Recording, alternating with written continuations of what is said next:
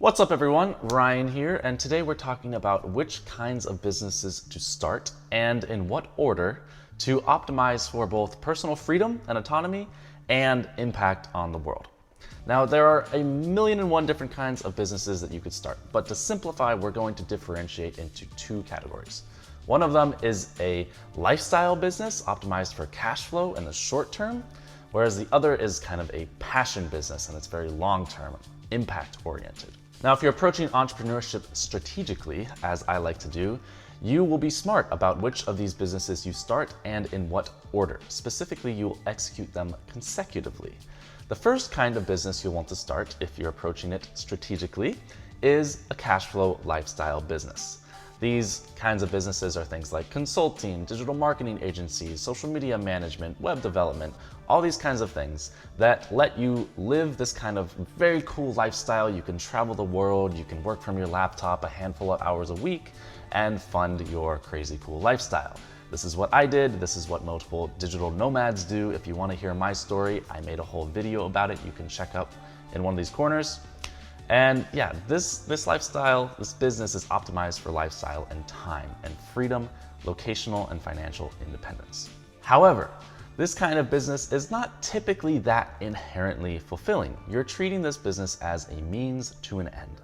I'm going to start this business so that I make enough money to live this lifestyle. It was never about the business. It was about the lifestyle. And depending on who you are and what your passions are and what your vision for your life is, your steps from here might differ.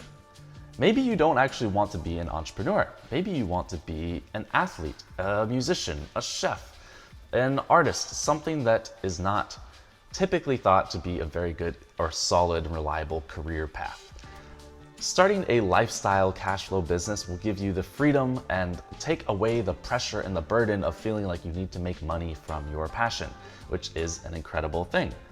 However, if you are actually an entrepreneur and you think that starting businesses and building businesses is how I create the impact in the world, it's how I get fulfillment and satisfaction in my life, then it's at this point, after you've started the lifestyle business, that you create your equivalent of a passion project. Let's say that you want to start something in the crypto/Web3 space. You think that blockchain is the future and it can help restore balance, order, and peace to the galaxy. That's great. I'm so happy that you're so into something and you want to do something that's beneficial for humanity. However, unfortunately, most apps and a lot of businesses that reach scale well have this period in the beginning where they're really just burning through cash. They're building up their product, they're building their users, trying to gain traction so that eventually that traction can compound and then they grow exponentially, which was what happens in all these big tech companies. They go from here, boom, up exponentially, all their owners are billionaires, etc.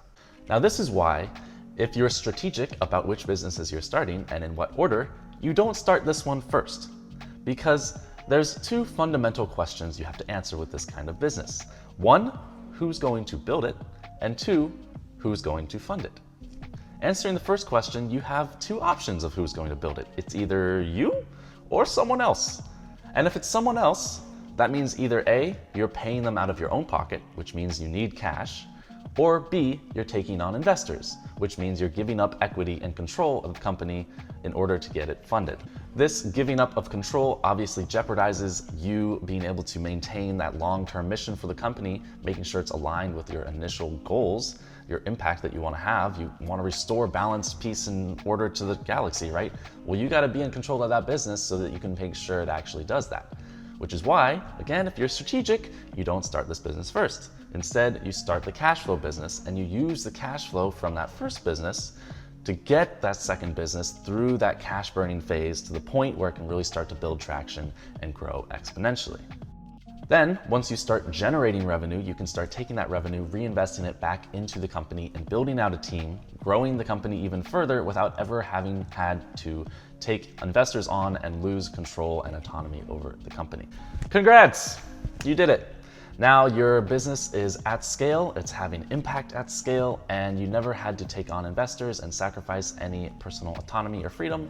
You can make sure the company stays aligned with your values. And of course, if you need to, you can start taking a salary, and naturally your net worth is going to start increasing exponentially as well as the company grows. And that's it.